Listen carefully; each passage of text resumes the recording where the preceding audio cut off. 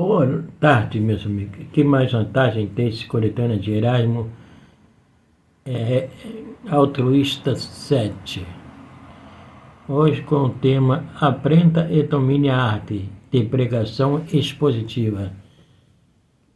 Biblioteca do Pregador.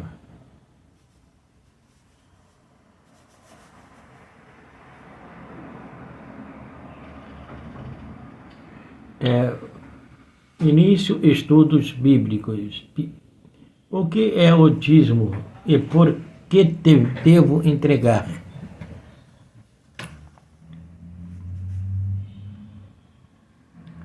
Eu tenho que dar o dízimo?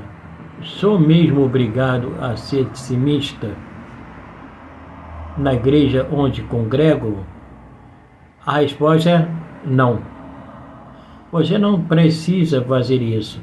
Deus não é um cobrador de impostos, nem exige sua obediência. Deus te ama tanto que Ele te dá a escolha.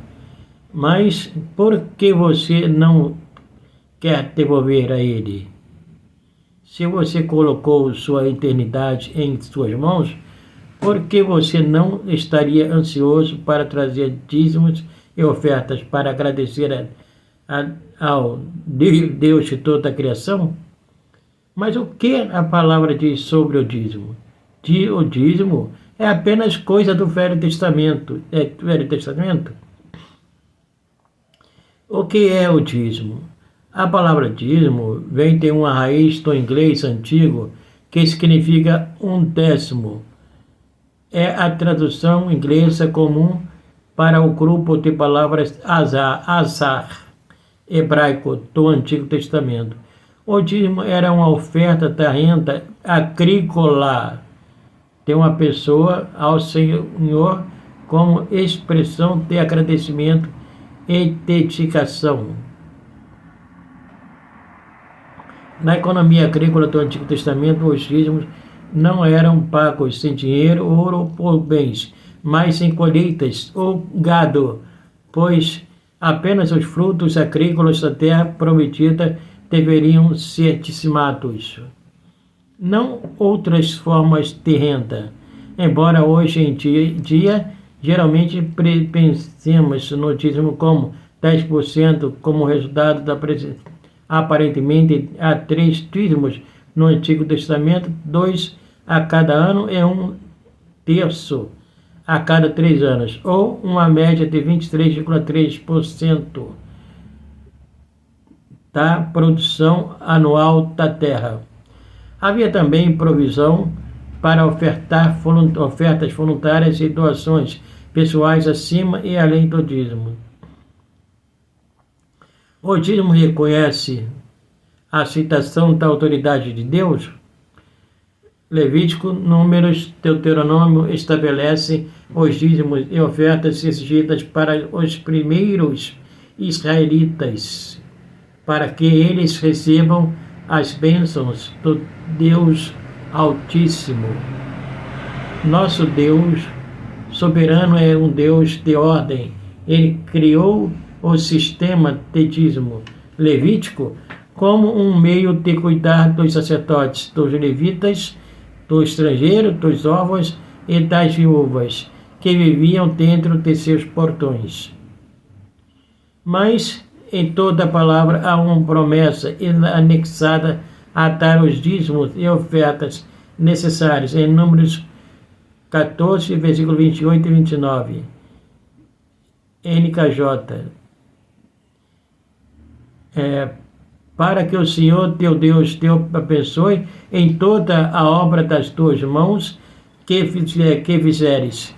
Deuteronômio 14, versículo 29. B. Bíblia NKJ.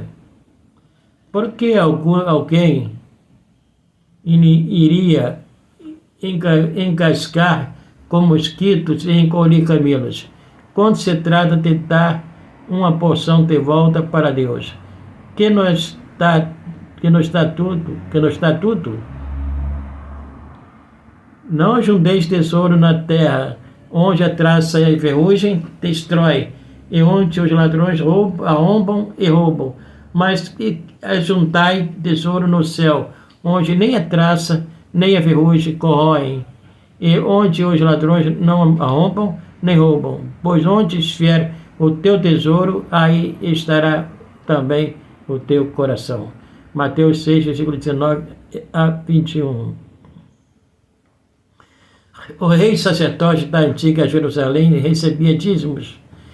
Gênesis 14, versículo 18 a 20. Nos apresenta Melquisedeque, rei de Salém, antiga Jerusalém, que as escrituras se identificam como sacerdote do Deus Altíssimo, El Elohim.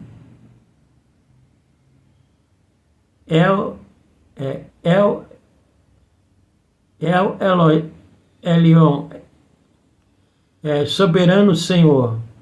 Abraão está a caminho de casa de uma batalha bem-sucedida, quando o rei sacerdote Melquisedeque trouxe pão e vinho e abençoou Abraão. Bendito seja Abraão, do Deus Altíssimo, a possuidor do céu e da terra, e bendito seja o Deus Altíssimo, que entregou os teus inimigos nas tuas mãos. E Abraão deu-lhe um dízimo de tudo. Gênesis 14, 20. A Bíblia de Estudo Mactur observa que esta é a primeira menção nas Escrituras de dar 10%. Essa oferta de 10% era voluntária, ao contrário do 10% exigido pela lei mosaica. Israel roubou a Deus? E você? O relato bíblico fala dos reis desobedientes e israelitas de coração duro. Finalmente Deus enviou seu povo escolhido para o cativeiro, por causa de seu pecado e rebelião. Israel foi disperso pela Assíria e Judá foi enviado para a Babilônia por 70 anos. Na hora marcada, assim como Deus disse, o rei Ciro assinou o decreto e enviou seu copeiro Neemias para levar o povo de Judá de volta a Jerusalém. Mas o último profeta do Antigo Testamento, Malaquias, emitiu uma severa advertência de Deus aos refugiados que retornavam. Abre aspas. Porque eu sou o Senhor, não mudo. Portanto, vocês não são consumidos, ó filhos de Jacó. No entanto, desde os dias de seus pais, você se afastou de minhas ordenanças e não os as guardou. Volte para mim e eu voltarei para você, diz o Senhor dos Exércitos. Abra. Mas você disse de que maneira devemos retornar? Um homem roubará a Deus? Roubará a Deus? No entanto, vocês me roubam. Mas você diz, de que maneira nós o roubamos? Nos dízimos e ofertas. Você é amaldiçoado com uma maldição, porque você me roubou toda esta nação. Malaquias 3, versículos 6 a 9. Bíblia NKJ. A estimativa é que 20% de cada congregação na América arca com o custo de 100% das missões e necessidades orçamentárias da igreja. Eu lhes pergunto, os cristãos na América são culpados de roubar a Deus, assim como o antigo Israel? O Novo Testamento ensina o dízimo. O Senhor jurou e não se arrependerá. Tu és sacerdote para sempre, segundo a ordem de Melquisedeque. Salmos 110, versículo 4, Bíblia NKJ. O escritor de Hebreus cita esta passagem do salmista em Hebreus 7, versículo 17 a 21, e ainda afirma: porque nos convinha um tal sumo sacerdote, que é santo, inocente, imaculado, que não necessita cada dia como aqueles sumos sacerdotes, te oferecer sacrifícios, primeiro pelos seus próprios pecados e depois pelo do povo, pois isso ele fez uma vez para todos, quando ele se ofereceu, mas a palavra do juramento que veio depois da lei, constituir o filho que foi aperfeiçoado para sempre. Jesus Cristo é o Filho aperfeiçoado, nosso sumo sacerdote. Ele nos salvou da penalidade do pecado. Atos, capítulo 4, nos fala sobre os hábitos de doação da igreja primitiva do Novo Testamento. Eles venderam tudo o que tinham e colocaram aos pés dos apóstolos para distribuir conforme a necessidade de cada um. Deus não pede que você venda tudo, mas Jesus nos deixou com a ordem. Ide, portanto, fazei discípulos de todas as nações, batizando-as em nome do Pai, do Filho e do Espírito Santo, ensinando-os a guardar tudo o que vos ordenei. Fecha aspas. Mateus 28, versículo 19 e 20. Pregar, batizar e ensinar exige dinheiro que Deus provê, dando a você e a mim os talentos e habilidades para ganhar dinheiro, para cuidar de nossas famílias e de sua igreja. Jesus é o nosso sacerdote superior, pois quando o sacerdócio é mudado, necessariamente ocorre também uma mudança de lei. E isso fica ainda mais claro se outro sacerdote se levantar à semelhança de Melquisedeque, que se tornou sacerdote, Melquisedeque que se tornou tal não por uma lei de exigência física, mas segundo o poder de uma vida indestrutível, pois é testemunhado por ele: tu és sacerdote para sempre, segundo a ordem de Melquisedeque. Tanto mais também Jesus se tornou a garantia de uma melhor aliança. Hebreus 7, versículo 12 a 22. Hebreus 7, versículo 4 a 9. Mostra a superioridade do sacerdócio de Melquisedeque sobre os sacerdotes levíticos. Abraão, o antepassado dos levitas, pagou o dízimo a Melquisedeque. Melquisedeque, cuja genealogia está fora dos levitas, tomou o dízimo de Abraão, que é o próprio destinatário das promessas divinas. A morte de Melquisedeque não está registrada, mas as Escrituras ensinam que Jesus é nosso sumo sacerdote para sempre, segundo a ordem de Melquisedeque. Se Abraão pagou o dízimo a Melquisedeque, por que você e eu deveríamos estar isentos de pagar o dízimo ao Deus Altíssimo e seu Filho, nosso Senhor Jesus Cristo? O dízimo pode ser usado por Deus para medir seu coração? Deus criou um mundo muito bom. Ele disse isso 6 vezes no primeiro capítulo de Gênesis. Deus viu tudo o que havia feito, e Deus viu que era bom. Mas no capítulo 3, tudo mudou. A desobediência de Adão e o engano de Eva ao ouvir a serpente em vez de obedecer a Deus. O pecado entrou no mundo perfeito do Pai, exatamente como ele disse que entraria. No capítulo 4, encontramos a primeira menção de uma oferenda. Caim trouxe frutos e Abel trouxe um cordeiro, primogênito de seu rebanho. A oferta de Abel foi respeitada, mas a de Caim não. Porque a oferta de Abel foi respeitada, quando a de Caim não foi? Porque Abel foi obediente para dar o que Deus revelou. Mas Caim não teve consideração pela instrução divina. Ele deu o que queria. Caim estava zangado com Deus. Recusou-se a se arrepender e rejeitou a oportunidade de Deus de mudar seus caminhos. Irritado e ciumado, ele matou o seu irmão e foi amaldiçoado por Deus. Sabendo disso, o que você acha que o dízimo diz sobre seu coração? O dízimo nos abençoa, mas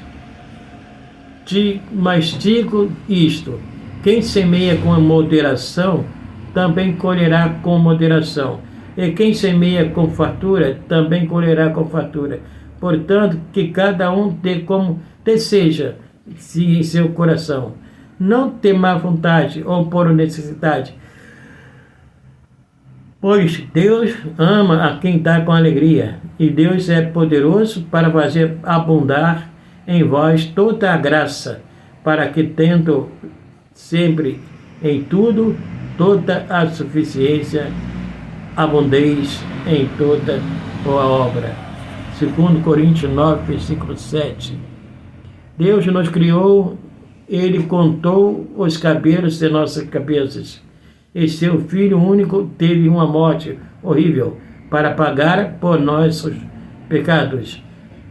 Por que não estaríamos ansiosos para devolver a Ele uma porção de tudo o que Ele deu a você e a mim? Graça abundante, suficiência em todas as coisas, um lar eterno com Ele.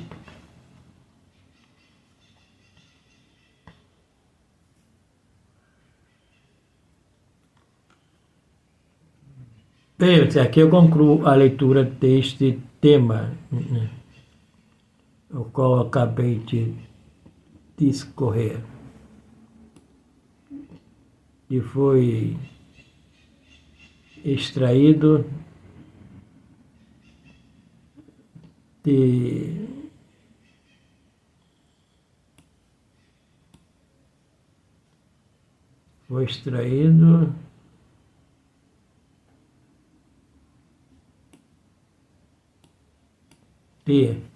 Aprenda e domine a arte de pregação expositiva.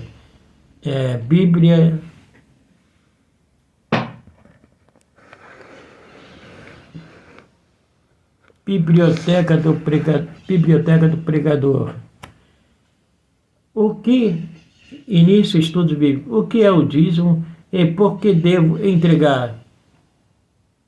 Escrito em 20 de janeiro de 2022, equipe redação BP, e lido e postado por Erasmo Altruísta 7.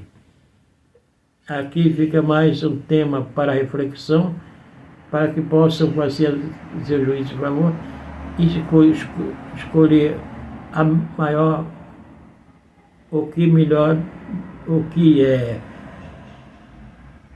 lhe convier, né?